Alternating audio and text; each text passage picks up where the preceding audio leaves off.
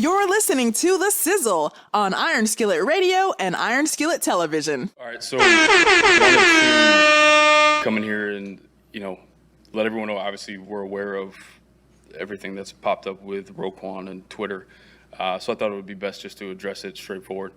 I'll double down on what I've said before. My feelings for Roquan haven't changed at all. I think he's a very good football player. I love the kid, love what he's done on the field, which makes me really disappointed where we're at right now.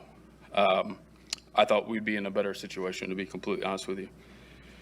In terms of our philosophy in the front office, I've always believed and always will be that we take care of our homegrown talent. We pay them, we take care of them, and we take care of them for what they've done and what they can become in the future.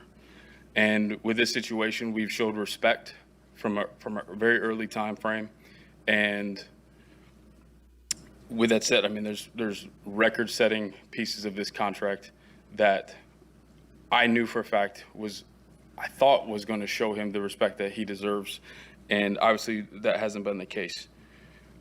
With that said, we can't lose sight that this isn't about one player. My job is to build a roster that's going to sustain success for a long period of time.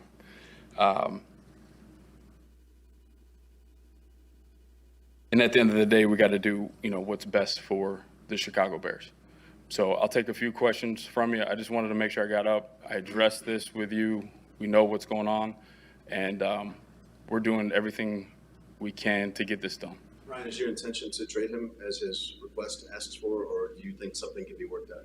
Right now, my intentions are to sign Roquan to this team, and we're going to take it day by day.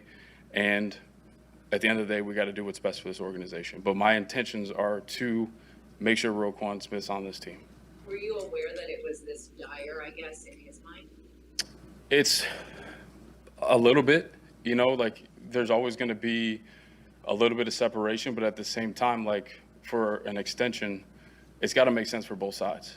And obviously we're not at that point for him to put that out there. Ryan, what was your reaction to his message that was shared with Ian Rappaport as far as the organization not valuing him? Yeah, like I said, when we engaged and we brought it. And I thought there was a lot of respect in where we're at right now. That obviously that's not good enough for him and his party, but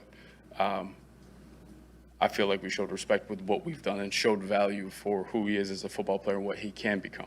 Have the negotiations been him directly to you because he doesn't have an agent? How does that work? Yeah, it's difficult.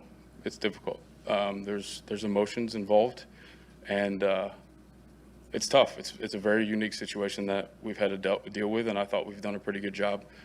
Which again, that's why I'm a little disappointed that we're at this spot. But again, that's where we're at. I want to let you know, and if anything changes, I'll update you. Our former GM tells me he would not pay him more than $12 million. And when I asked why, he said, because I don't think he's as impactful a player at his position as some of the other guys like Fred Warner, like Shaquille Leonard. He said he's certainly not a TJ Watt style player who sacks the quarterback.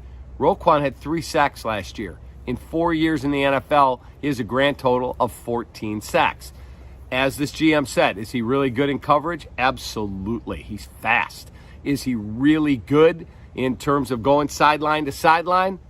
Absolutely. Hard hitter, good guy, all of that. But he said when you live in a salary cap driven environment and you have so many holes to fill, you need multiple wide receivers, you've got to repair the offensive line, you need pass rush help.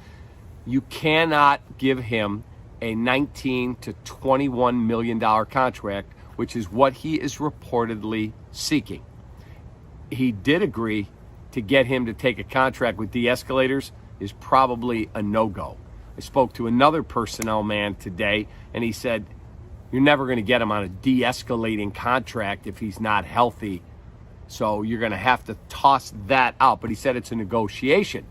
The one GM that I spoke to said, you'll be shocked what you're going to get for him. You are not going to get a first-round pick. He said you probably are going to get a 2, possibly a 3 and a 4. 2 or a 3 and a 4. He said, I do not see a scenario where someone is paying you a first-round pick, especially a high first-round pick, and we don't know who the high first-round picks are yet because the season hasn't been played. You could project, but the teams that aren't going to be very good are not making a trade for Roquan Smith at age 25, turning 26 in the final year of his deal. Also, just a couple of facts that I clarified. He has to play this year or he loses this season for his service time, so the Bears would still maintain his rights. And if he does play this year, the Bears could still franchise tag him after this season, and he will not hit unrestricted free agency.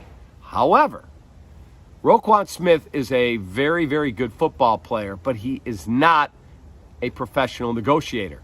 In case you're not aware, Roquan fired his agent and is handling this himself. He has marketing people, he has other people in his life, but in terms of a hard-boiled, tough negotiating agent, he does not have one. And both guys that I spoke to, former GM, former personnel man, both said that is no way to go through a negotiation because the general manager, Ryan Poles, is going to tell you certain things they don't like about your game to keep the cost that he has to pay down. He said, you don't want to hear that stuff. The agent takes that stuff and softens the blow for you and tries to make the best deal because he's a master negotiator. So Roquan's in a tough spot here. No agent, isn't practicing. The season's around the corner. When are you going to come back to practice? Because if you wait too long and it's late August, the season starts September 11th, you may have a real problem because what if you get hurt? He pulled this when he was a rookie. He held out a long time and then had to deal with a hamstring injury. He needs to get back on the field and go through practice. Now, another point.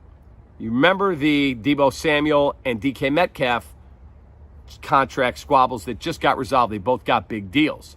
Think back, the GM said to me, to the Jalen Ramsey saga in Jacksonville. Jalen Ramsey demanded a trade, went back to practice, and then would tell the team as they got close to game day, yeah, you know what? I know I practiced, but my back's a little stiff. I'm out. It became such a sideshow that they finally said, all right, you're out. And they got what they could get. I think they made a really good deal, but Jalen Ramsey's a more impactful player than Roquan Smith, and they were able to trade him to the Los Angeles Rams. Roquan is not a guy that puts quarterbacks on their ass. He is not a guy that intercepts a lot of passes. So his market is not going to be, unfortunately, what Jalen Ramsey's market is. So that all said, what I would do, I would try to make the best possible deal and keep him with me, but I am not paying him at the top of the market. Again, I know fans will say, whatever it takes, he's our guy, you got to keep him. I disagree. I would pay him a very, very good salary. But am I giving him 19, 20, $21 million with 60 or more guaranteed? Absolutely not. Can they find a middle ground? That remains to be seen. A couple of other quick notes. The personnel man said to me, I'd give him 18 million or in that area. I like him a lot. However, GM says to me, can you pay a player who doesn't impact the game and take up that much of your salary cap by paying him almost $20 million a year? Finally, got to get an agent. Both guys said this nonsense about not using an agent has to stop. He has to hire an agent and get out of the way, go back to work, practice, get your body right for football, and then let the agent do the deal. And if you can't come to an agreement, then you can't come to an agreement. But right now, that's how it has to be handled. He is not a professional negotiator. He's a professional football player. Make sure that you follow us on Twitter, Facebook, and Instagram at Iron Skillet Sports. And remember to like, share, and subscribe to Iron Skillet Sports on YouTube at Iron Skillet Sports.